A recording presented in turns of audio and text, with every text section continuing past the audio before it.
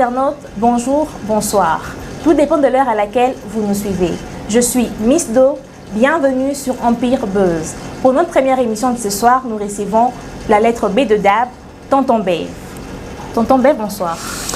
Bonsoir Miss Do, bonsoir, comment vas-tu? Bien, merci, et toi? Ouais, ça va, on essaye de se ressourcer, on essaye de bien vivre, on essaye d'éviter des embouteillages, on essaye de beaucoup travailler surtout. Et sinon, la vie, c'est bien que c'est une routine, mais aussi la vie, c'est une école. Nous apprenons tous les jours. Dans les domaines professionnels, les milieux du travail, on est censé tout supporter, les retards, les embouteillages, les inconvénients, les aléas. En tout cas, on fait avec, surtout pour ces tout premiers numéros sur Empire Buzz concernant l'émission Dab Autopsie. Donc, je suis très heureux et j'ai le réel plaisir d'être reçu par Miss Do. Voilà. Merci, Tonton Bev. Bon, tu as une autopsie malamoro. Ah. Ok. Tonton Bev, Betty Joyce. En français, on a tapé Joyce. Oui, oui, Joyce. Ouais, on a vu Joyce. Ok. Pour la petite histoire, Joyce est une fille qui a été accusée de vol. Déjà ce week-end, il y a eu trop de vidéos sur elle sur les réseaux sociaux. Genre, elle avait volé, on l'a agressée, on l'a violentée. Et la personne qui l'a violentée, en fait, la propriétaire du salon où on l'avait violentée est une candidate députée. Si elle sera élue, donc, Aza Mama députée. Si on a salon là, Betty Joyce va violenter. Et puis vidéo, et ça la fureur n'a pas média nyonso. Tonton Bev, ton avis par rapport à la situation? Non, après, moi je pense qu'il faut avoir un avis, il faut avoir un avis sérieux, un avis pas avec beaucoup d'émotions, mais un avis qui pourrait aider plusieurs personnes. Il y a quoi éclairer l'histoire. En fait, surtout tout le monde est dans les réseaux sociaux. Week-end de Zaki agité, week-end de Pénez Zaki Pénez mouvementé, etc. Dans ma cambo belé. Mais parmi les actualités où il retenir attention à Bisso, où il peut cotiper en considération, peut cotiper en compte. Moi, j'étais chez moi, na Vandi, na Moni. En fait, j'ai vu ça pour la première fois chez Sarato là. Na Moni, on a l'équipe vite fait. Na continue comme ça, ma kamunanga. Oh. Après, on a Facebook, les gens commençaient à relayer ça d'une manière récurrente. Je me suis dit, bon, là, c'est intéressé dans l'histoire quand on a. Mais dans côté, j'ai vu la fille, elle était agressée, traumatisée, tout ça. D'abord, quand j'ai regardé la première fois, je n'ai pas vraiment compris. Nathalie vidéo, deuxième fois. Je comprends un peu bien. Je dit, bon. Pour lier l'utile à l'agréable, je suis allé dans les commentaires. Je suis allé dans l'espace commentaire, dans la page où j'ai commencé à lire des commentaires.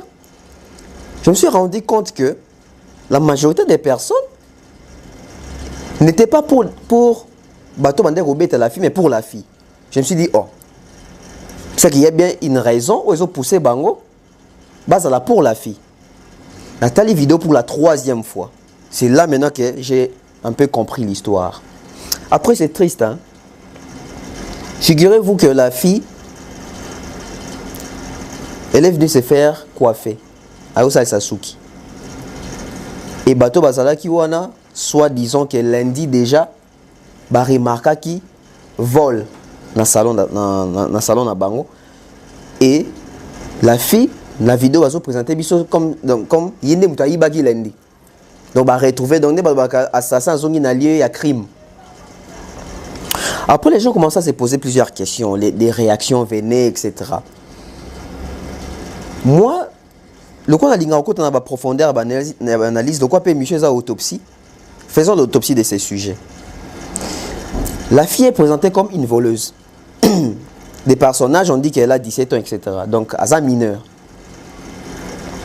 Première réaction vidéo, on soit choqué dans le fait que Batubele Bongo, contre moi, moi si, pas seulement que ça, moi si, mais moi, mouké.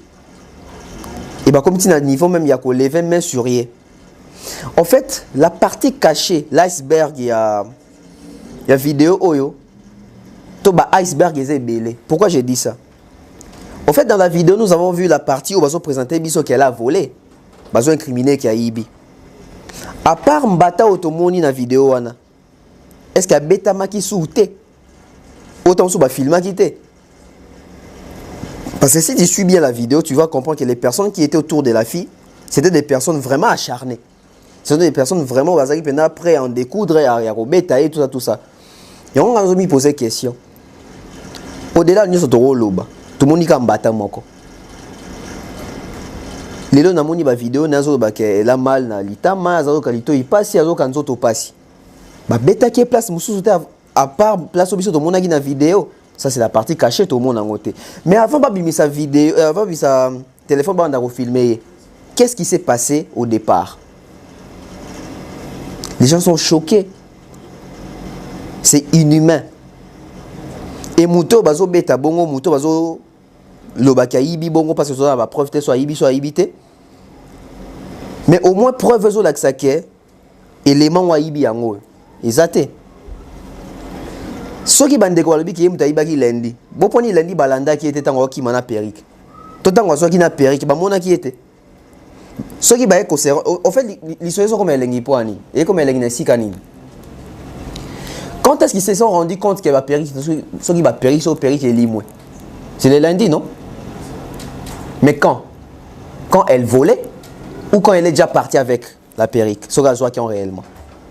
Côté de là, on a flou. Parce que tu as entendu te vendre dans la carte d'ab awa. Pas toi qui es au sein de l'émission. Ce qui te moni mutu en longula, branding ya maman Maliane. Mais tout le monde y est. Pour ni to tiga qui est nango. Pour toi, à cause de la mouton, on a retourné émission à dimanche au lundi. Moussou souvent pour toi, yo ibaki jour wana. Bon pour ni jour les mêmes jours tokanga qui était. Ce que ça qui ibaki ango et que tout le monde qui était. Qu'est-ce qui nous dit que c'est elle? Qu'est-ce qui nous dit que c'est elle? Et si la fille allait se faire, on a sujet au bateau, on a émotion, on a émotion, on a fait. Ni ne sont justifiés que balobake et aka yende mutu ayibaki lundi na zongi susu. Est-ce que lundi ayaka wana? Ce qui lundi ayaka na yaka osani. Parce que dans la vidéo on a lundi moi bande connaît to approche na babike. Je sais pas si c'est elle ou bien bande connaît biso te son lundi na balobike. Akenda ko ça ça que ça d'habitude. Akutango c'était fermé, yango akendaki na salon wana. Siko c'était quand? C'était les mêmes jours. Ou bandaki na lundi ba saki que lundi ou bien moko ayaki lundi on a kuti ke mulongo eleki trop ayeko ya les jours où bakangela ki jour ezani samedi dimanche samedi posons des questions parce que ceux donc ebungi lundi donc ça veut dire que mardi ayaki wana te mercredi ayaki te jeudi ayaki te vendredi ayaki te ayo ya samedi coiffure on va changer après une semaine parce que à moi en classe c'est que ako kangsa suki lundi. Bon, moi je suis sûr lundi qui na air nini parce que ça censé aux amours en classe. Et ça qui a tour à ton, et ça qui a tour à midi, lundi là jour que moi on a les dimanches c'est pas quand il y a d'asuki. Au moins c'est une histoire comme un flou. Donc les personnes bazo qui c'est la petite, bazo accuser karaboye. En fait bazo juger histoire on débat tangate. Bon après tant sous tangate. C'est pas tout le monde qui a chance au tanga. Biso to kena ba classe biso de bi ke biso ba mi ba les aïe que dimanche boye papa to maman to le kia papa to le kia maman pour biso to sayi ba tiro bien to no ngo katsa ba sukité ba kango de force ba mi na salon de coiffure ba kato suki na tendance au lela pour dimanche ça chic na école. Tu peux pas aller à l'école le lundi et te faire coiffer le lundi, impossible. Donc même na ba c'est ça qui bon. Si tu même bande ko na biso ba no tanga na autant na lycée. Netibino bato à lycée. Ngaze makaso kanso ki na tongo na to wa midi na kangaka na tongo na 9h. Bon o kanga na tongo kanga na ndaku te. Na ndaku so pa mutu mususu wa kanga susu. Voilà, o kanga lundi. Lundi. Mais na raison à nécessité. Muto angaza là. Ouais. Bon, peut-être ozaki yana bato lo kwanga pe ba. Bato wa yo pe bazali, c'est que moi na pas za bongo. Akino kan Sasuki lundi. Et lundi o akene ko kan Sasuki wana. So abi ke muta yibi perruque. Moi na classe on tcha perruque wapi. Moi na 17 ans tcha perruque wapi. Sinon que tozana époque en classe et ozonga. Classe et outil kozonga. On a degré à liboso, degré à mi balé. Qu'est-ce qui a fait que na bateau sur la salon n'a pas tombé sur la fille qui est née de Ibi Peric? Parce qu'à voir la vidéo, il y avait plusieurs clients ou clientes na Katiwana. So bon kebite au tuni bien boba cliente en pe o wana bazaki jour wana. Ce sont les clientes on a kolo baza pe batumo baza régulière kuna. To ba yaka ba mesana ko kangsa suki kuna. Pour ni bon ba soupçonner bon te ba soupçonner quand moi on a 17 ans moi on a muké. On a des grammes mi balé. Degré à mi ça tout. Il paraîtrait ou il semblerait ou c'est confirmé même que Kolo Salon azaki sur les lieux. Aux moins temps bazo gifler la fille, temps bazo brutaliser, temps bazo traumatiser, boué. Bango tout bazo baka madame, donc madame azaki wana. Madame aza na ebi âge nete mon estime ka part. A mukolo. Yando mo teke mon anza mo amuke. Et Mouton a bêté mbata sûrement azali l'un des travailleurs ya madame. Baby comment est-ce que ça se passe dans le salon de coiffure? Ils ont la mixte, ils ont la homme, ils ont la salon de coiffure, il y a ma femme. Les employés, les coiffeurs, etc. Ce sont, la majorité d'entre eux, ce sont des voleurs. Il y a ceux-là, qui ont tondeuse, il y a ceux-là, qui ont gilette, il y a ceux-là, qui ont ciseaux, même plante et boungaka. Tu t'imagines? Donc ça peut être les mêmes personnes au pays dans le salon, ne baïbaki, perique, ton de baïbi perique.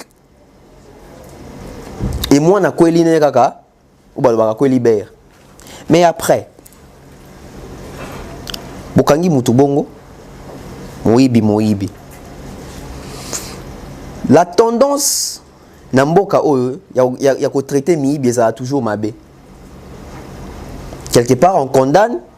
Quelque part, il faut qu'il y ait un bon. Ils ont entendu les gens qui sont venus. Qui Moïbi. On a tant de même si Ibi Mouto, il y a un raté. Mais le fait qu'il y a Moïbi, nous on voyait ça. On a comme on a vu, on a tout foutu à l'époque. On a terminé, tout cas, la Moïbi est venu. On a Coco Moko. Koko na tambola ate a nzete na e et puis mon a pe bien te na bosa nkombo koko ngwa ma petite femme doit ba kombo na bosa nkombo koko telema koko bika na nzete ne koko kena bamba muibi on a niveau de to traiter la muibi donc ça réflexe la liboso congolais ngara beta muibi yango moni dès qu'il na biso aso ki déjà mbata kuna. Mais à part aux ambatas, c'est qu'on réflexe, il y a filmer outil wapi. Pourquoi filmer une personne? C'est en tendance. Obi? Dans la communauté. Alors, ils attendent ça, Mabé. C'est une très mauvaise tendance. Tu t'imagines en Boko, une personne, en Tambola, à s'évanouir à quoi il va filmer. Et on déconne sur la maladie de Benga, etc. Épilepsie. Et quand il y a un zéla, quoi on est convulsé. Au lieu de venir en aide, tu vas jouer les plaisirs sur le téléphone, tu vas filmer. Tu t'imagines à niveau de commis. Et moi, je suis en film. Mais quand on a les réseaux sociaux, c'est tout TikTok. Parce que moi, je suis en story. WhatsApp ya mutu. Mutu na forcément so ba contact ne baba congolais sous la communauté. Ba rozo image ya mutu ba poster ngona TikTok. C'est à l'international. Donc ba mona. Si connais il qui na biso o. L'école na ba comme une réputation ni. Na quartier a comme une réputation ni. Na avenue a comme une réputation ni. Na famille a comme une réputation ni. Na ba master. C'est choquant. Ça fait très mal. Pour une histoire, vous besoin de preuve. Vous brandir déjà ma vidéo à Moutouboui. Que la justice va décevoir à bisoter dans l'histoire. Parce que la justice, ça, tu seras déçu dans ma cambo belé. Tu bandara bien. Tu bandara bien. Tu bandara bien. Tu bandara bien. Moni ndo qui soit nga pumbo. Il sent soit zaranango carburant. Ce que soit coûte na prière ndenge si les lara. Et ndenge justice biso bandara makam. Justice bandara makam. Moni ba sérieux ba toje bimi ba français ba. Ta ma Gauthier c'est livre mo bima ki a soki Bible soki nini. Où en sommes-nous aujourd'hui? On craint. Justice pour enfants. Il faut écouter les Cambo. Et les droits de l'enfant existent. Et surtout quand c'est un mineur. Parce que, oh, on a sur Basaliana, donc, ben, fraction de qui t'aimait belé kuna. En fait, bah, légation zawana, bah, propos diffamatoires zawana, bah, séquestration zawana, causer blessure volontaire zawana, injure publique zawana. Atteinte à l'honneur Izawana, cybercriminalité Izawana, cyberharcèlement Izawana, cyber, je dirais même cyber, cyber médiatique P. On a ça les cyber médiatique. Donc sentir qu'on a exposé l'enfant à un tel point que moi, tu sens que l'enfant a commis déprimé, a commis traumatisé, a commis a souillé quoi en fait.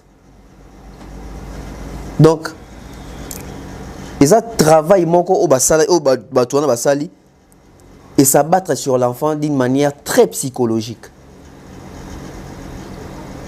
Et bah mémier na comment on appelle ça? Souciat, la police. Na fonga bino lo moko batu tout. Bon ça débat autour et loko ba bossa nango. Quoi bolingi autopsie. Souciat to mema kezaki souciat da wapi? Certainement à limiter je crois. Ya limiter, ya nzinga. Avant d'alimiter.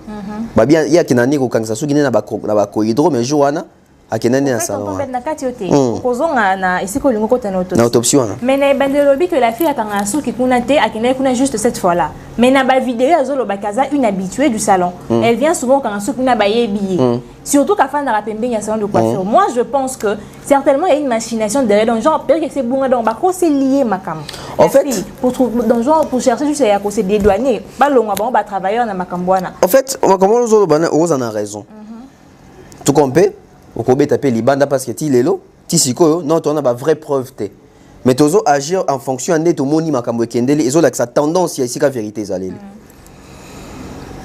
elle peut être habituée à wana mais biso tout to kola to binde ezalakati ezate so kata suki ka pa ya guilin on do ki ka pa ya guilin té et mon peu qui n'a pas ya guilin so ya guilin tam so azate biso tout to kola tam so na moi 3 quoi faire mo bo sepela na bango jour au kende pa ya guilin moni ya guilin mulongo ezali OK pa ya guilin je pas galo okepe mulongo ezali OK pa ya Mobutu ya Franck ya Mobutu bakati osuki nazo na autopsie na bi sûrement société neza ya pembeni so landeli pe bien so de tourni en tout cas na ba prof mais so de tourni bien au monde qui est dans ce salon na société ya musikate peut-être so landeli pe na bien au monde qui est dans ce salon wana na société ba mimaki ya musikate. Alors on nous apprend que Kolo Salon Aza, candidate députée. Qu'est-ce qui ne te dit pas qu'il y a un lien entre député et Basoda Pembeni Pembeni? Parce que avoir ces dossiers, Monique Babimioti, et si Kabamio, pas Kondi, et pas policier, Bazuina attend ça à PV. Bazuina attend à la PV. Alors que bon bazar censé tout le temps ba Monica que instant bon liboso ça oh ah minerte bozu minère boche psychanae asamba place na yemoko sans que micro na base la pour influence na bango bon nous tourner ba vraie question qu'est-ce qui s'est réellement passé ba salioni ba lobino nini ba simbio wapi ce sont des questions que on va poser hein so continue sous bien à profondeur ba question à poser moi na té peut-être à poser kayo comme kuna ndeni ya solo peno yibaki. Oui, ce sont des questions, ce sont des belles questions. Mais les vraies questions n'ont pas été peut-être posées. Parce que si on va commencer à un niveau que, je vais retenir, on a dit, la famille, on a foutu un bon pour c'est que la police déjà tranché les Kamomabe. Tonton Bev, avant de commencer à bon, j'aimerais éclairer Bisso au fait parce que la fille tant ou kangé dans le salon parce que kangé salon pendant qu'elle était à l'intérieur. Alors bien benga maman, elle habite aussi limitée, n'est pas du salon. Pourquoi ba boyaki a qui no benga maman là-bas? Donc balinga va faire porter qu'à chapeau que zaïe moutaïbi. Et puis directement vous filmez. N'est-ce pas que papa qui m'a ramené sur qui wana? En fait c'est un coup monté ouais. Des hommes on dit à moi coup monté. Parce que quand on zoto abi na benga maman na biso aya bosola nae. Biso tout abi que biso ezali que oko tant oko na avenue boye bibeta beta babale na biso beti bale boye ki côté na pango ya Coco Sophie et quoi ici nzunga fuwa Coco Sophie. Coco Sophie okango prisonnier te na pango na. Coco Sophie ozoyo akanyo na litoi a même pas maman na bino. Donc yo luka ba kolo na yo responsable parce que yo na âge no rokata likambute. Na âge na yo ouais 7 ans 8 ans donc tu peux pas réfléchir comme une personne adulte pour trouver une solution nécessaire. Moi na biba benga la personne ko samba na bien ko le cahier parce que yaza mona muke. Moni moi muke na milia ba kolo ozana ba réserve ya maloba mususu moi ki ah mukolo na roloba ne boete. Mais entre bino mikolo bobindeni bo solo la bobindeni bo loba na ba maloba ko choquer na ko choquer te. En fait problème bongo ezaki nini? Na fongo la vision. Voilà. Moi na salon wana. C'est pas la première fois que je remarque que Bilo est bungi. Oui, le salon. Il y a une récurrence des vols dans le salon wana. OK, dans le salon, ils avaient mixte apparemment. OK. Il y a une récurrence des vols dans le salon wana. D'où la propriétrice Bababongo, il y a moi aussi. Ah, la propriétaire. Lady boss. Boss lady. OK, ah, il fallait y mbaki. D'où boss lady a remarqué que dans le salon naie, moi ma boko milaye bandi. Et bah travailleurs il y a salon wana.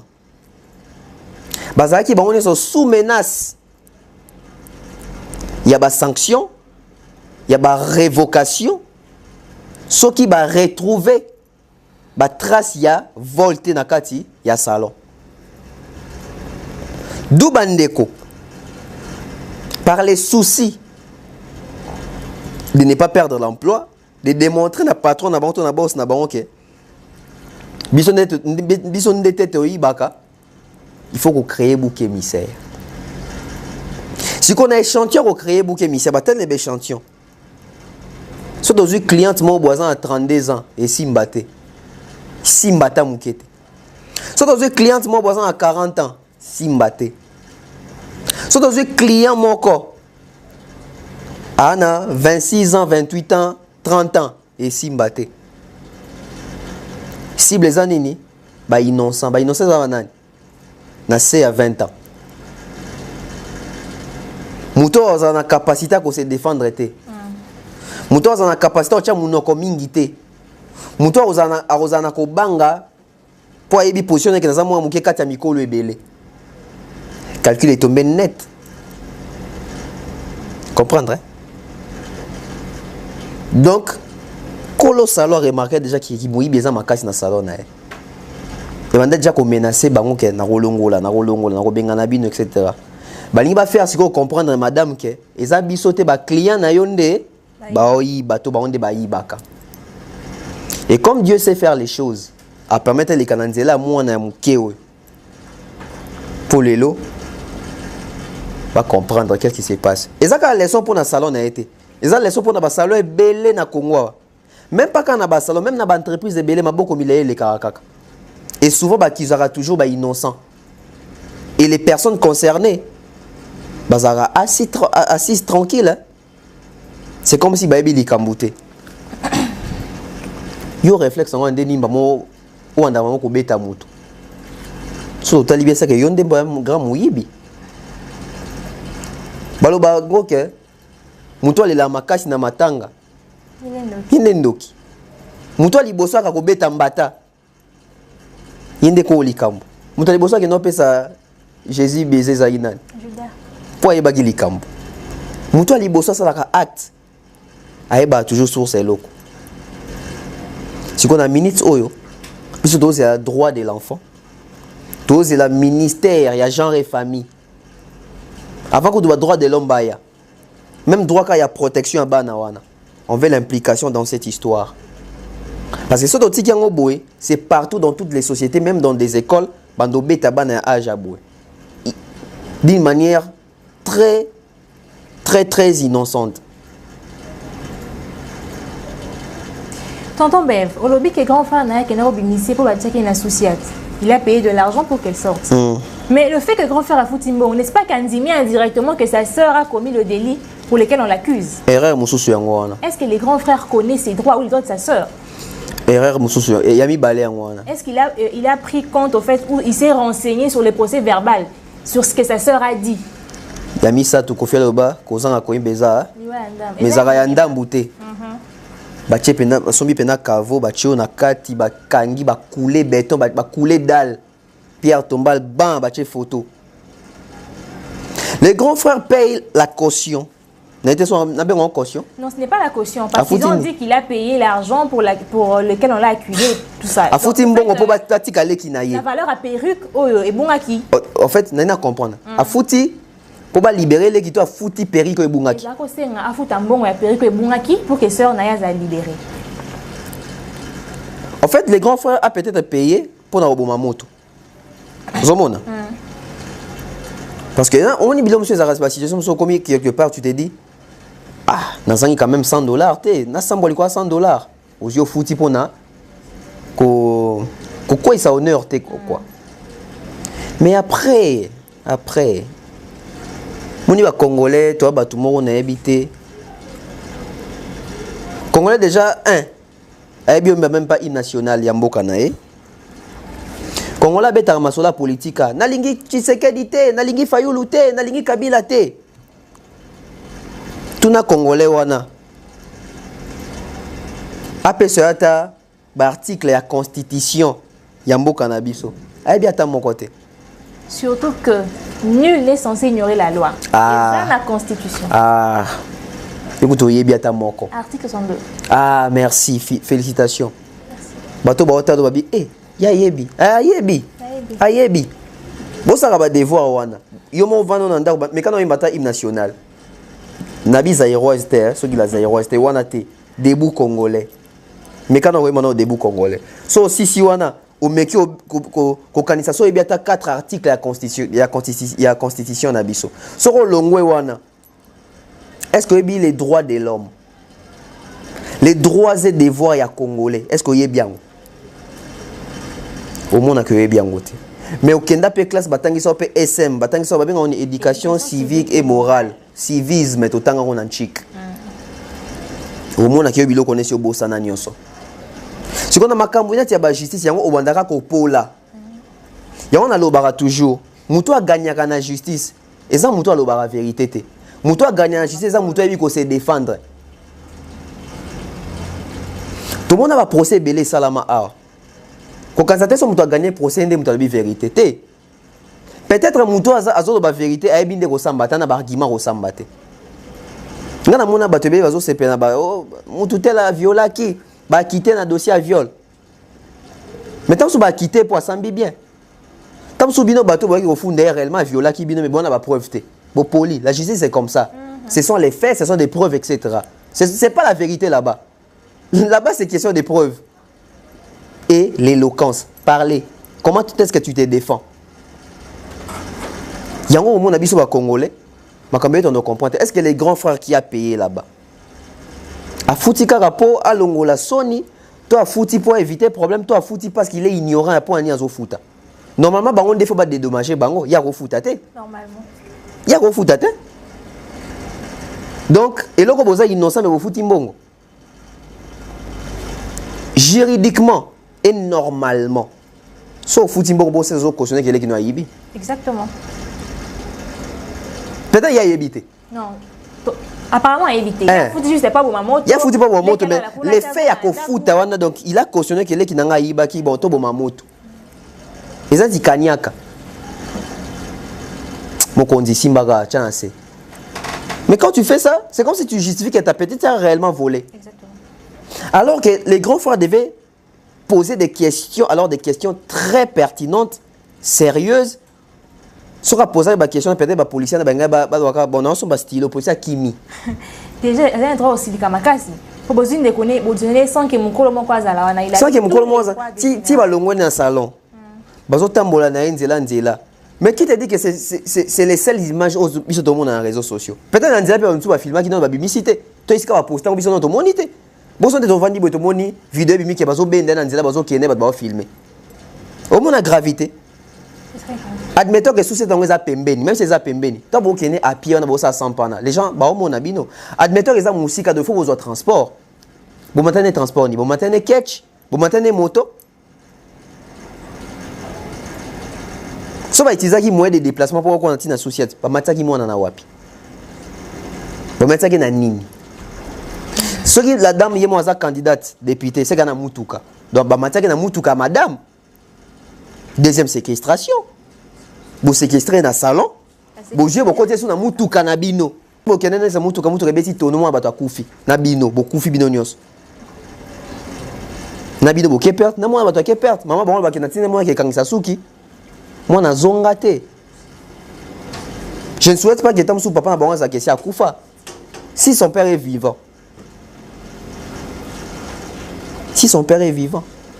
Vous pouvez créer un problème ba couple à bateau. Na ba foyer ya bateau. À cause il y a peut-être immaturité, comment est-ce qu'on peut juger ces genres de problèmes? Toi comment est-ce que tu dois protéger banana biso, ba leki na biso, ba policiers on a ou ba sambisi, pas ba sambisi. Makamba ça ba sambisi comme ils ont tranché l'affaire. Faut pas loki ça bango pe. Comment est-ce qu'on va une conclusion? Il y a qu'on retenir moi na wana ti yana bango ya foot mbongo. Donc ba policier bango pe ba cautionner to ba admettre que moi na ibaki.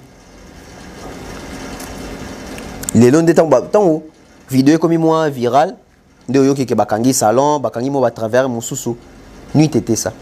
Non mais affaire est que déjà musique certainement que ba benga bango nyonso ba ozalo. De me faut benga bango nyonso. Ouais, normalement ba ozalo. Il faut ba benga bango nyonso. En tout cas soki na bo mona na bo viva pour poser 100 jours. Ba kosaki. Moni Gauthier ça na fali. Ba ça baje. Moni ya mwana so Amerika au procès. Biso tout aux awana. Plein au bon na bo kamo. Donc le fait qu'il y a présence quand na biso ka bo comprendre déjà il faut kata dossier. Mais tonton Bev, on apprend que la vidéo virale actuellement dans les réseaux sociaux a été postée après que les grands frères aient payé l'argent de sa soeur pour Abima. Donc, poster en Nassima pour nuire à la fille, bien que les cambéciles aient déjà et tout. Et à Foutimbo, on va bâtir comme maintenant, la dame, Moukolo Salon, maman future députée, ce qu'on a élu bien sûr, a eu temps et a posté vidéo na barré sur son TikTok, il y a eu quoi poster. Normalement, calmement. Et c'est maintenant qu'elle a retiré la vidéo parce qu'elle a été insultée et tout. Et actuellement là, compte des commis privés. Moi, on a la commis insultée. Tala lo lenga batu bazolinga to voter bango. Tala lo lenga batu bazolinga ba ya ko postuler. Yango nazo ebisaka toujours bato ba okende ko voter.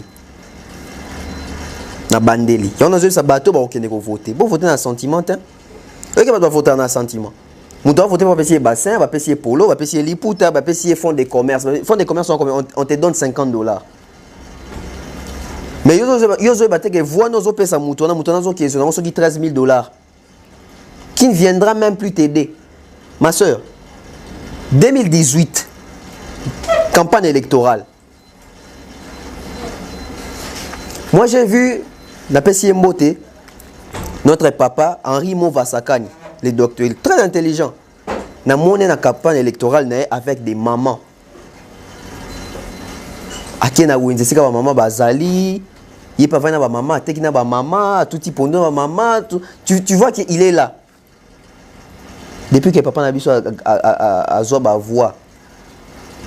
Tu as revu ba vidéo ba Jean Rabongo? Non. Au moins nango soutien. Ba ya ka avant l'élection. Ya on a même na bande ko na biso awa. Bino bozo sepela ndeko maniki so tsheli ba to voter. Gauthier ça il peut pas gola so tsheli ba voter pour so ba bien pour na faire et voter pour so ba bien pour na fali. Mais est-ce que bozo voter pour na plan oya za pour na mboka? Les gens votent pour voter. Nous sommes sentimentaux dans les votes. Sentimental. C'est comme maman candidate azo ebate que ceux qui t'ont voté lobi va retirer pe ministre genre et famille si le ministre genre et famille na compte na yé moko TikTok dans une vidéo moi na moko exposa tu vois niveau bato bazo linga bazala élus sans pour autant comprendre baza enga le belo mabe enga le belo mabe et le belo va bien le belo va bien en fait les gens doivent comprendre même point ni olingo c'est la peuple parce que qui députation ça qui moi na musala peuple mais moi musala zo salaire ko le peuple moi musala à luxe quoi quand tu es commis privé il y a moni gravité à Likambo. Oui, elle est harcelée actuellement sur les réseaux sociaux. En fait, on a habité. Après, moi, comme ça, c'est la ronde de la famille, ou ça, t'as de la famille. Il y a abisso moko. Na voter. Ah, eux, ne nous poster même pas. Non, mais pour elle, les le moins bien. Kangi Moïbi. Ah, donc, député Kangi Moïbi. Kangi Moïbi, la salon, Aboy Bamibi, Aboy Jeunesse Amouyibi, c'est qu'elle a écrit. Après avoir retiré la vidéo, la comique était Aboy Jeunesse Amouyibi. Avant, on la continué comme ça. Toboy Jeunesse Amouyibi. Biso pe Toboy ba député ou bazo yana ba légation sans qu'on en a ba preuve. Toboy ba député bon. Pour so ba député on ba zaka aboy. C'est que lui on va se retrouver avec un Gauthier Sey député qui ne viendra jamais avec des preuves. On se montre ba bavure en gros. Donc moment au cas d'hémorragie en gros. Moi je pense que yemoro ici quand penza liso penza pena maman a postuler souté a postuler souté et mboka kutu faut pas boyela normalement faut pas rayer vu que l'affaire est en justice ouais faut pas rayer balongo les pena liste que non il y a aux mbongo na députation pesa ça combien bon sur $500 sur 300 sur 1000 besoin 300 na yo via capia 300 na côté en place. Azwate et qui na compte de dédommagement. T'es dédommagement $300 t'es? T'es en bas qui ça mais on a payé faire la compte de on a pour la première soin. OK. Tonton Veuve, en tout cas gouvernement congolais, l'état congolais, Maman Denise. La justice congolaise. Maman Denise. Tous est là, bon ça la makamba bien. Juste ça les que la fille puisse revenir dans ses droits. Pour que Makambo ait comme sauté. Pour les Kébélés, internet, rien ne s'est fait. On veut mais la violence faite sur la femme, surtout que c'est une femme, c'est une mineure. Elle n'est pas encore une femme, c'est une enfant. Donc on attend vraiment des retours positifs. Violer banana est kuna mabe. Suite il y a histoire où tombe faciliki. Oui, il faut na silika. Maman Denise avant quitter Makambo faire azo senga kuna to banana na comment on dit Joyce. To banana na Joyce. Faire ça mukolo trop. Année prochaine comme ça 48 ou 47 ans. To banana moi na 17 ans. Ban écart à 30 il y a 30 ans. D'accord tonton Bé. To le kina makamusu. Donc faire étant en bande carrière solo moi na botamité. Na botamité. Mais on passe. On a lancé le message. Donc moi na bandi bien carrière solo tant on faire bandi carrière solo. Et moi na botamité on faire bandi carrière solo parce que faire à 17 ans de carrière dès mon a fallu. Donc moi na botamité en 2006. Tonton Bé. T'es na silikit. Téléphone silika. Il faut ça kuna. Ouais. Est-ce que na salon wana. Peut-être que nga ko aider. En tant que grand. Congolais mais maman ka. Moi nga personne ça kuna ta msuna nga beta bemba. Tonton Bé. Ouais. Tolongwe na makambu ya Joyce. Toi na musique. Fali Ipupa. A Otobeta 3 concerts l'espace il y a 3 jours dans 2 pays différents. Et puis il y a la conférence de presse moko dans l'université moko ya place là-bas en Ouganda. Dis-moi un peu, qu'est-ce qu'on peut encore dire de l'artiste? Surtout quand Zappé Lissou sur un événement moko munene na U-Arena où ils sont dans 1 mois. Bon, fallait aller l'oroté. Fallait yebi musique té. Faux chanteur. Point tomber ta kuma sona. Poani. Mutayebi ne oyemba té. Il m'a cassé ka auto-tune. Ana kisi. Tant tuninga qu'est-ce qu'on peut encore dire? Il y a onde ton loba. Il y a pas de problème, fallait aller OK. Il y a onde ton loba. Le Congolais siko yo, ya loba raboué. Est-ce que tonton Bé? Alors que nasi siko té. Aussi c'était. Non lobat. Vas-y. Alors que Makambo ça les gens sont en train de voir. Nous sommes les seuls pays où Isaac faire à quelle classe na tour à midi, et tour à Tongo. Il y a fallu la classe moro mais baza faire à la première A, fallait à la première B. Donc ta première A batanga tour à Tongo, ta première B batanga tour à midi. Mais après ça même matière, même devoir. Après si bango devoir vendredi à domicile. Moutam tazongi nanda kuna bango azana vendredi à pourquoi wana azana samedi azana dimanche pour raison sa devoir lundi. Faire azongi nanda kwa sali devoir nae, fallait azongi nanda kwa sali devoir nae. Faire qui vient à tour à Tongo. À présenter des devoirs pas professeur pour ça à corriger boé sur 10 faire à 3. Tour à midi. Fallait ailler. Quand même devoir on a PC professeur à corriger boé fallait à 9. Nous sommes les seuls pays où professeur nous a corrigé. Directeur de discipline tout on a boé. Point fali. Pied ferré. Point ferré. Pied fali. C'est ça qui se passe. Quand fali fait bien, minimisant. Si faire fait 2 concerts dans la journée moko, au chanteur Bilanga Loyembo, Papa Hervé, Mobali à solo. S'il fallait faire 3 concerts successifs, on a un cop na bango. Nous avons un niveau à tout na bango. Fallait arriver d'abord à Koutanina ba jeunes à l'université, etc. Les étudiants. On sent que l'artiste, c'est aujourd'hui Fally, c'est un exemple pour la jeunesse africaine. Pas seulement pour la jeunesse congolaise, hein, pas pour la jeunesse quinoise, africaine. Il faut voir comment est-ce que les étudiants étaient contents juste à l'idée de savoir que c'est Fally qui venait pour parler avec. Fally n'était pas allé faire la musique dans l'université. Kuna. Aki obeta bon musique te accueilli ko solana bango. Ba tout na ba question concernant monde de leadership, concernant le management, concernant les travail, etc. acharné, vision, tout ça, parce que philanthrope, un modèle, il faut tourner ma question, réussite des arrandés. Tu sens que l'artiste, en dehors d'être artiste, mais a un modèle. À qui quand tu peux mettre un concert, à qui peut écouter à peine jeunesse à Solana Bango. Là où on sait que na ipu pansimba Fally, ipu pesiga zali. Ba rencontre bongo personne à Europe na Kinshasa pe. Kokuta à peine jeunesse quinoise, jeunesse congolaise. Quand je dis jeunesse quinoise, c'est na Kinshasa te. Quand je dis jeunesse congolaise, quand na Kinshasa, alors que pour écouter à peine ba jeune na Goma. Ba étudiant Goma, ba étudiant na Ituri, ba étudiant na Lubumbashi, ba étudiant na Kananga, na Bakasai, na Balomami kuna, ba étudiant na Balualaba, même à Kinshasa ici. Il faut ba professeur d'université, bato bazana moi ba haut place na pe, bazo pe ba initiative abo parce que fallait ezaka te ke yemo mutala mungu akingo. Ya pe batam so bato kuna pe amoni ke na domaine oyo ya enseignement, tu on a posé artiste à motiver pe ba jeune. Et ça bien, bah doit faire des temps sur une équipe, mais jour moi il fallait aller au sol, na ba étudiant. C'est ça. Comment est-ce que les artistes doivent commencer aussi à communier avec les jeunes ou la jeunesse. Et à travers les chansons, la présence physique aussi très important.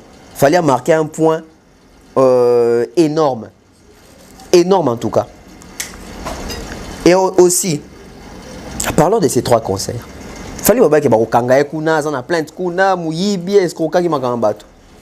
Il est venu, il a presté à une université, a presté, il a quitté Ouganda, à Kenya, a presté à Zongi Ouganda, a presté.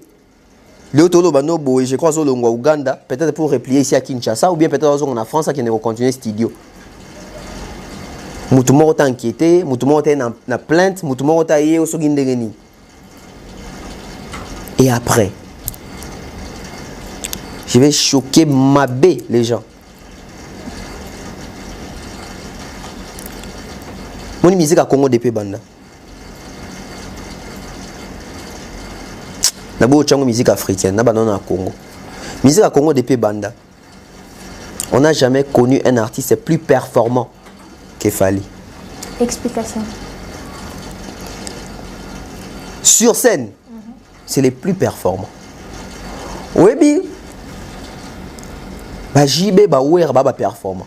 Bah Kofi, bah performant. Bah Fer, bah performant. Bah Héritier, banane. Mais au hasard, les plus performants, c'est Fally et Poupa. Pourquoi? Il chante. Il danse. Et Fally a bien raté.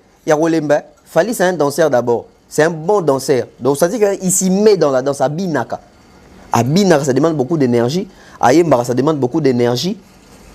Il fait des animations. Avec ta guitare dans le concert. Tu te rends compte?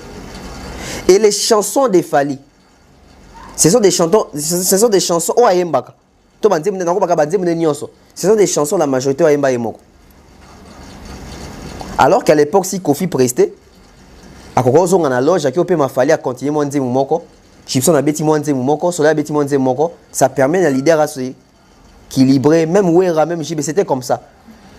Fallait au moins être dans un concert, à moins qu'il y avait un Mata. Mais ce cas Mati, c'est lui qui fait les shows.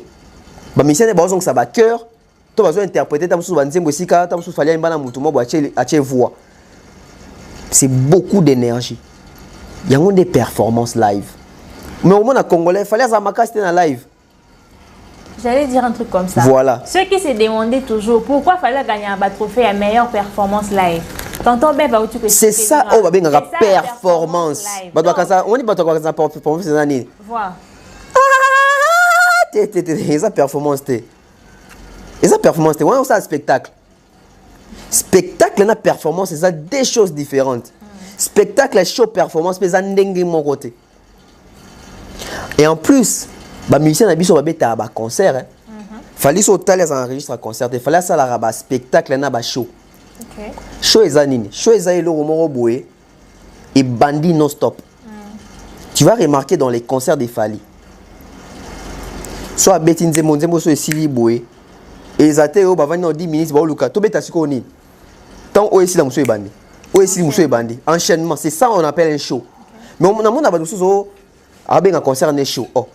Yo bien un concert un show bandi na nzembo les boson nzembo esili obwaki ba mabanga ensuite à se souffler ozongi pas guitariste et pas guitariste kuna bon to beta sko nzembo té. Les shows c'est programmé. Allez suivre les concerts de Jackson. Ils ont dit beta nzembo bo moni lumière et bo mami tant lumière pe la ba comme les lamba mususu. Et zui kutu tenté. Et sengita qui na loge qui a se chanter kaka sur scène c'est ça qu'on appelle un show. Na Congo mon artiste nini yé moko animé yé moko bini yé moko yembi yé moko beta guitare na concerné azate. OK. Azate. C'est ça la performance, l'énergie. Il a fait ça comment? Il a fait ça dans 2 pays différents, dans 3 jours successifs à concert. Parce que quand on a un concert, c'est comme si il faut expliquer bah tout bien. Quand on a un concert zanine. Ou l'amgi na tongo mati sur ça même. D'abord, il faut compter avec la journée.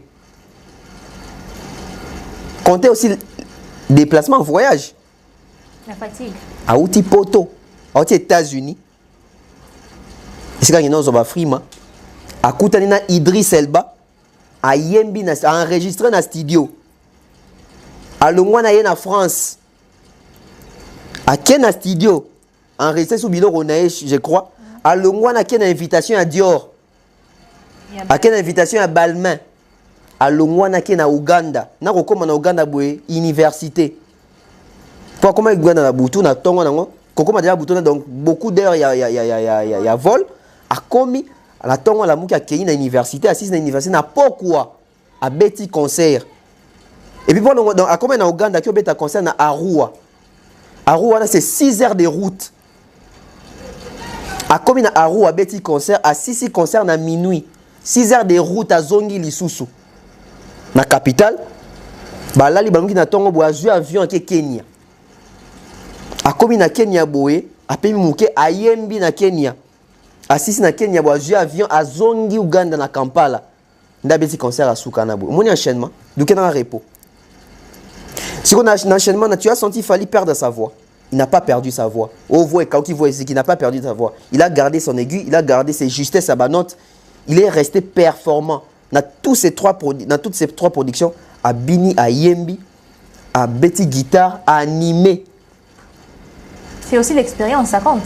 L'expérience compte. Et l'expérience est hier à l'Andénini. Quand tu te produis souvent, son musicien congolais, Nandéga m'a bêté, il y a plus performant que les Kafali sur scène à Kosio. Parce qu'il fallait faire plus de concerts que lui. Au gros, ça a été un petit concert en juin, au que tu as concert en septembre, il y a performé, aujourd'hui tu es en repos. Alors il ne faut pas se comparer à Mouto à Zorata en repos. Enchaînement sur enchaînement, enchaînement sur enchaînement. Gorge ici, Kembi, corde vocale et Kembi, ici connaît en fait. D'accord, tonton Bef, il fallait pas doser la carte concert, il y a eu Arena pour en parler plus. Tonton Bef. Ouais. Tu vas entendre la soupe à l'émission à l'émission. Si quoi, tonton Bef, Nicolas Torah, Maman Denise, le nouveau coup de cœur de Ferrego là, à chaque instant, la phrase préférée. Maman Denise Passi, avant le concert au Stade des Martyrs, a Betty récemment à 2 concerts en une journée, d'ailleurs même jour qu'il fallait pour Betty qui na Ouganda, a Betty concert tout à Raphaël à 10h et à 20h à Kano Betty concert la compassion pour nos frères de l'Est. Ouais. Et durant son concert tout à Raphaël, Ferrego là qui dit à Maman Denise que Nanu Baliété.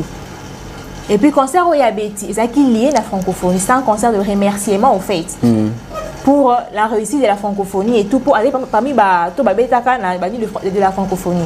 Abeta Penasou a clôturé la francophonie, comme on le dit. Ce que Ferrego a dit, il voulait dire quoi par Nantoliété? Non, Ferrego là, Nalingaki Makasi pour Linga Abiso Mingi. Ferrego Linga Abiso Makasi. Comment ça? Biso Peto Lingaki Mingi. En fait, Ferrego là, a ekaka kolakisa ba fanatique na eke. Moni bana mibali wana, moni ba chroniqueur wana, bato ba chroniqueuse wana. Ba leki bino na mayele. A kolakisa kaka ba fanatique na eke makambiso to lobaka, to kosa raté. Yé moko sur scène, to liété depuis francophonie etc. Francophonie c'est là quand. C'est là cala, c'est là cala. C'est là les quantièmes, les 6 août. Francophonie, c'est là les 6 août. L'autre, les quantièmes. Le 2 octobre. Le 2 octobre. Combien de mois? 2 mois. Ah. Francophonie, c'est 6 là. Après francophonie, il y a une autre vie. Après la francophonie, la vie continue. Mais tu as l'affaire et les lois sont en francophonie. Pas te faire faire à Zouambongo, cacher, les respects s'imposent. Tala ndenge artiste azo dongo la respect na nzoto na podium. Maman Denise Passi, Mutoki Makile, etc. Alors que Ferrego là, son contrat a été négocié avec M. Isidore. M. Isidore a dit que oui, Ferrego là, tu signé qui n'a un contrat. Bah signé qui contrat ni. Faut demander à l'artiste. L'artiste a eu un contrat, bah signé qui t'a posé les lambeaux. Dans l'émission, il y a Ken Piana, à l'époque à francophonie. Ken Piana a rigolo. Ken Piana a dit, on a vu ça fait bon. Oh non, ça ne connaît faire. Tant qu'on a va payer tala contrat, tala ba papier bela bi abi. Ken Piana fait une vidéo, on a pas bon matin encore ça faire makam. Tout encore ça Ken makam. Abi faire azaka soit ba lui ka papier va signer. Abali a signer siko ando tanga yani. Les problèmes avec nos artistes, c'est quoi? Ils ne savent pas comment négocier les contrats.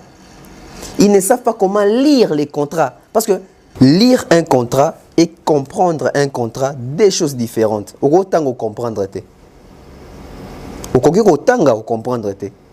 Si vous ne comprenez pas, est-ce que Mouto passe au béto lisolo? Il n'y a pas comprendre ma kati. C'est les cas maintenant, on a un dossier à faire. Comment avec tout ce que nous avons eu dans la période de la francophonie, Bakindingu, Bafinga, Batu, Ferré, Asana Caprice, Je me retire, Zonga, Obabondelia, Zonga, Nalina Betaka, les 6, etc. A bêti des productions dans la même soirée, on a presté à Sali semi-live, to playback dans le stade, à qui obéit à Nini, dans l'esplanade. Donc c'était gratuit. Maman. Normalement, hein? Qui est Mawelissa? Qui est Mawelissa? C'est Ferré. C'est Ferré, Mtabimi Mawelissa. Donc, et si ka oyo ba pesi fali mbongo. pour la ouverture, pour la fermeture, faire papier et l'oroté, papier et promesse.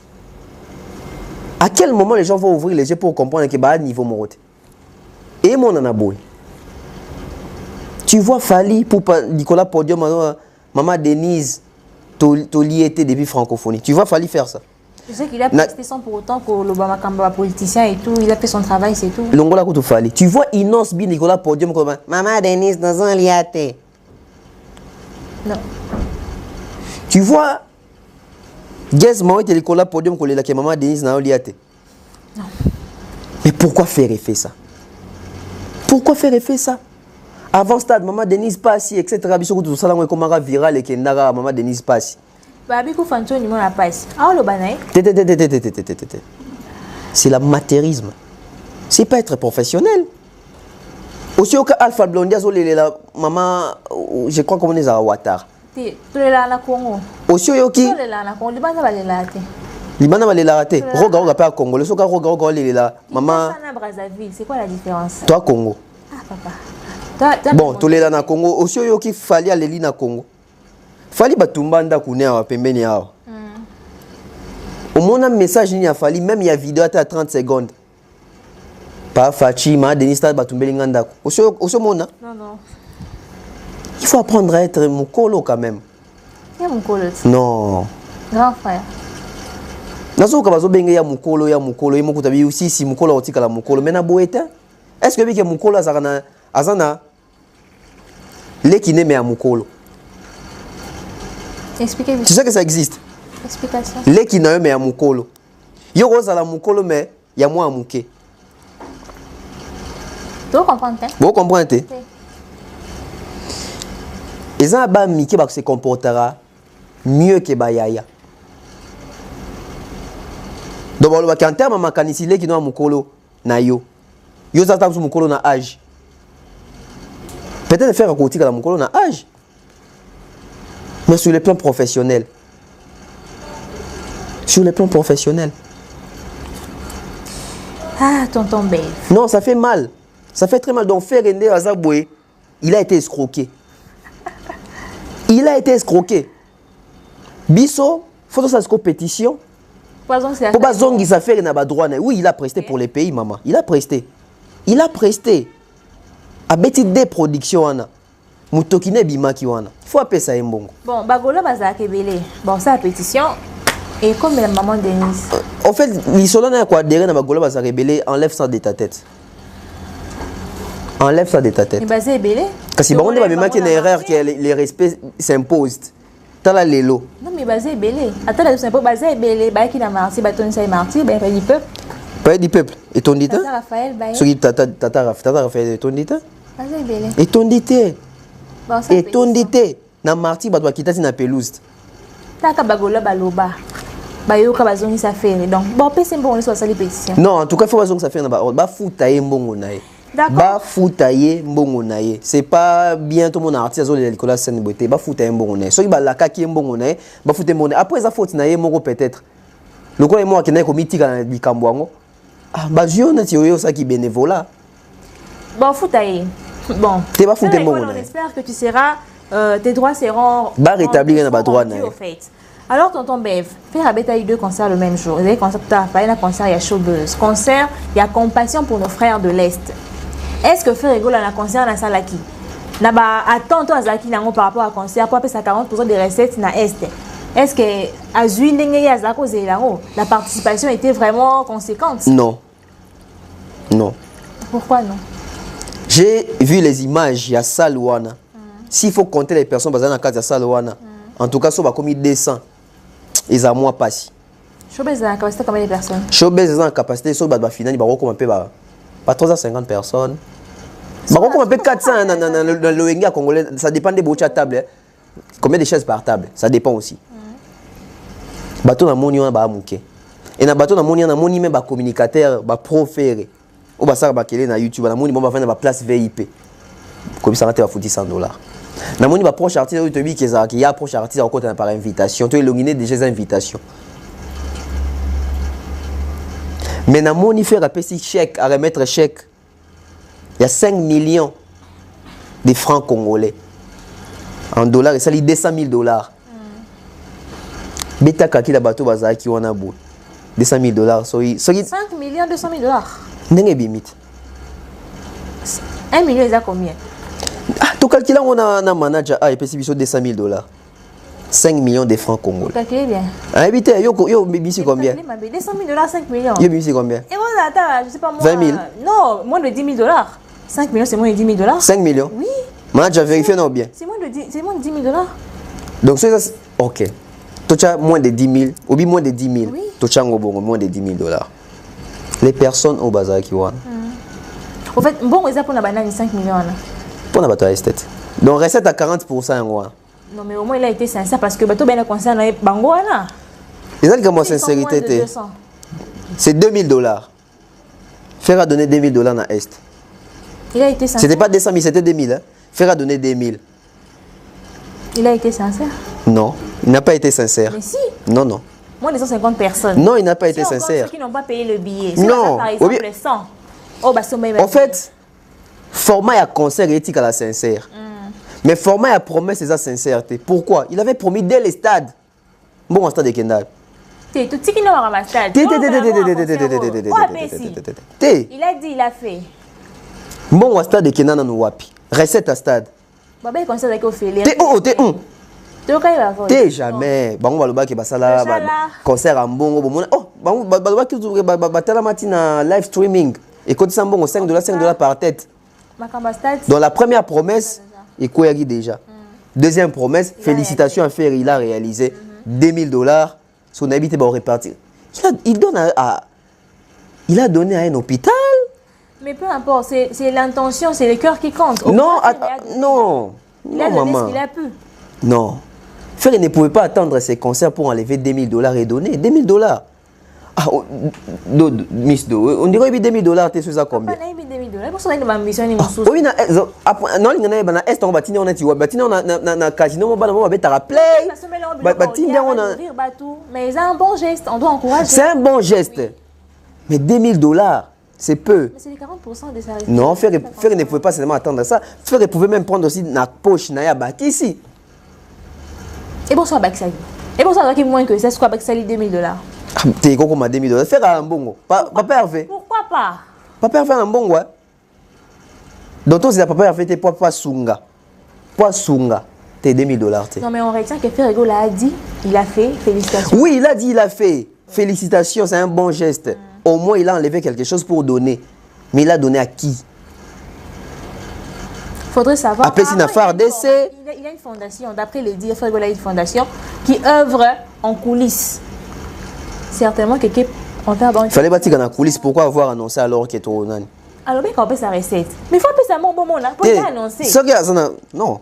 Il y a mon rôle qui est en fondation en coulisses. Il y a en coulisses. Donc, il va œuvrer en coulisses. Pourquoi quand il s'agit de aider, il faut aider en public? Ah, il y a mon bon. Ah, mon les gens ne sont pas peut-être vrais dans ma camona bango. Tout ma cambalo baka. Nous on félicite l'artiste. Faire la CLO qui a bien tout au CPA les padres. Parce que si on l'en dit bien, c'est comme si l'artiste tout le bagage a bâti dans la poche. Au moins, faire bâti bâti. Parce que dans le concert, on a sauté les bateaux à Zaki, tu estimé qu'il y avait 200 personnes. Tu estimé, tu habites à Bazaki, tu habites à Bazaki, il y a 200. Dans 200 personnes, on a Argentine. Longo, il y a 40 personnes au côté au fêlé. Invitation, staff. Tout il y a 160 personnes. Fois 1600. Fois 16. Et fois combien? Fois 160. Attends. 16 000 jours. 16 000 balles. Coubeta calcul. 16 000 balles. Pour des États-Unis combien? Il y a l'Ongoli combien? Atindi combien? Atindi 2000. 40%. Si vous faites 40%, c'est à combien? Donc, si vous avez mis 2000, donc vous estimez que 40% de la recette, donc c'est qu'il y a combien pour 4 2000 wana. On retient que l'artiste. Il a fait un bon geste. Merci à Ferrego, là, c'est très bien. Il a. Oui, après plusieurs pressions aussi, hein, donc tu as la pression qui tout le monde en bon, tout le monde en bon, il y a Wenge, tout le monde, il y a hérité, tout le monde, au moins à faire. Tout le monde, il s'est dédouané. Félicitations, papa Hervé. Et aussi, Tonton Bev, tu comme une souka émission à biso. Mais avant to kata émission, on le bien que Congolais une nationalité. Aibi ko yemba même pas une nationale. Yemba la biso émission Tonton Bev. Trésor Congolais appelle ça déjà devoir ça là. Nga sina sara par nanga. Na sala 2 émissions na yembango. Ba émission eza na chaîne nanga ba ke lukango. Ba émission na lobela Trésor Congolais na yembango. Te toyeba siko biso to ko no yemba yemba. Te o ba émission. Attends les 3 premiers. So bo futi na yembe. So futani. Yo poko mtakashi bénévole. So te wana Isidore Kwanja Ferré. Non, en tout cas, j'avais déjà fait. J'avais déjà fait. En tout cas, merci à tous de nous avoir suivis. 2 émissions, j'avais déjà chanté ça, du début à la fin. J'ai même expliqué. D'accord, tonton. Parce que il ni de l'effort, il ni dans les fonds pour l'indépendance, etc. Obi? Oui, oh, bah mission ezali pe. Oh, non, tu n'as bien pas qui n'a pas la chaîne, nga mission mona ke miniature yanga Trésor Congolais, je crois fallait faire bon monango. Les autres 2 émissions. Tonton Bev, merci d'avoir été avec nous dans l'émission pour notre première. Merci à tous ceux qui nous ont suivis. J'ai dit big dédicace à Tonton Pichou Mansia qui est derrière la caméra. Et à Glody Messa. Des mères officielles également. Et aussi à Credo et Georges, que je ne peux pas oublier. Tonton Bev. Ouais. Non, en tout cas, le quoi est premier numéro. Dans l'Ingatin, ça large. Merci à maman Maliane, merci à Chadrin Gomat, merci à sponsor Nyoso, à compagnie Arabi sur les projets d'ab, merci à manager Akaim Mobutu, merci à toute l'équipe technique dans la réalisation, merci pour l'assistance. En tout cas, tous la même impression, ça impression par rapport à l'autopsie. Nabo Sanaki, Mobutu. Mobutu, Bambo Tebele na des Bamboula, Nene, Dius, Pepe Nance et puis Begesson. En tout cas, on se voit au prochain numéro. Passez une excellente soirée.